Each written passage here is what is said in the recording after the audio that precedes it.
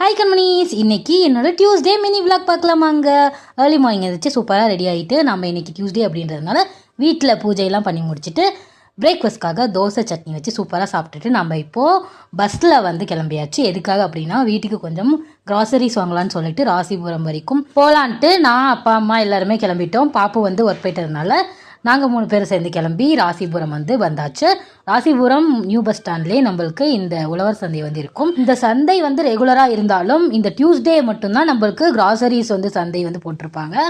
அதாவது கொல்லிமலையில் இருக்க அந்த ஸ்பைசஸ்லாம் இருக்கும்ல, சோம்பு, சீரகம், பட்டை, லவங்கம், அன்னாச்சிப்பூ, இந்த மாதிரி எல்லாமே நம்மளுக்கு இந்த சந்தையில் சூப்பரான நல்ல ரேட்லையும் நல்ல குவாலிட்டிலையுமே கிடைக்கும். நான் எப்போவுமே 6 monthsக்கு 1 டைம் இங்கே வந்து பர்ச்சேஸ் பண்ணிவிட்டு வீட்டுக்கு வந்து அப்படியே ஒரு 6 monthsக்கு வந்து யூஸ் பண்ணிப்பேன். அதுக்காக தான் இன்றைக்கி நம்ம வந்திருக்கோம்.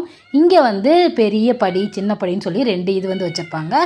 பெரிய படி வந்து 415ம் சின்ன படி 315ம் செல் பண்ணுவாங்க. ஒவ்வொரு படிக்கு நம்மளுக்கு சோம்பு, சீரகம், கடுகு, வெந்தயம் இது வந்து 4மே கொடுப்பாங்க. காம்ப்ளிமெண்ட்டாக மிளகும் ஒரு 20 கிராம்ஸ் தருவாங்க. ஜஸ்ட் இந்த சீரகம்லாம் நம்ம ஸ்மெல் பண்ணி பார்த்தாவே அவ்வளோ ஃப்ளேவர்ஃபுல்லாக இருக்கும். அதுக்காகவே நான் இங்கே வந்து ரெகுலராக இந்த ஸ்பைசஸ் எல்லாமே வாங்குவேன். அம்மாவுக்கு ஒரு செட்டு, எனக்கு ஒரு செட்டுன்னு சொல்லி நான் வாங்கியாச்சு.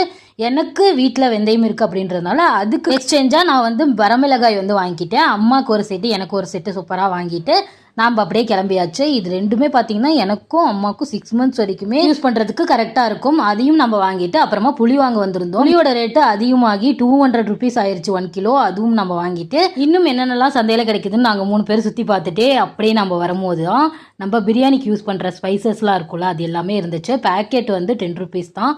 ஸோ நிறைய பேக்கெட்ஸ் வந்து அம்மாவும் நானும் வாங்கியிருந்தோம். ஏலக்காய், மிளகு, திராட்சை, அந்த மாதிரி எல்லாமே அதுவும் வாங்கிட்டு நம்ம சேலமில் தான் இந்த முருங்கைக்காய் வந்து அதிக ரேட்டில் விற்கிறாங்க. ஆனால் இங்கே 20 rupeesக்கு 3 வந்து செல் பண்ணாங்க. ஸோ அதுவும் வாங்கிட்டு வெளில வரும்போது தான் இந்த அக்காவோட கடை வந்து பார்த்துருந்தேன். அதாவது இந்த பருப்பு போலி, தேங்காய் போலி எல்லாமே செல் பண்ணிட்டு இருந்தாங்க. ஒரு ஹாப்பியான நியூஸ் என்னென்னா, என்ன வந்து ஃபஸ்ட் டைம் இந்த அக்கா ரெகனைஸ் பண்ணி நீங்கள் வந்து ஃபோனில் யூடியூப் சேனல் வச்சுருக்கீங்களா அப்படின்னு கேட்டிருந்தாங்க. ரொம்ப ரொம்ப ஹாப்பியாக இருந்துச்சு. இந்த போலியும் அவ்வளோ டேஸ்ட்டாக இருந்துச்சு. ஜஸ்ட் நீங்கள் ராசிபுரம் பஸ் ஸ்டாண்ட் வரீங்கன்னா ட்ரை பண்ணி பாருங்கள். டியூஸ்டே ஆனால் இந்த அக்கா ஷாப் போட்டிருப்பாங்க. அப்புறமா அங்கே சந்தையில் நிறைய பஜ்ஜி வடையெல்லாம் சூடாக போட்டுட்டு இருந்தாங்களா, அதெல்லாம் வாங்கியிருந்தோம். வீட்டில் இந்த மாதிரிலாம் வாங்கி சாப்பிட்டதே இப்போ வந்து மெமரியெல்லாம் ரீகலெக்ட் பண்ண மாதிரி செம்ம ஹாப்பியாக இருந்துச்சு.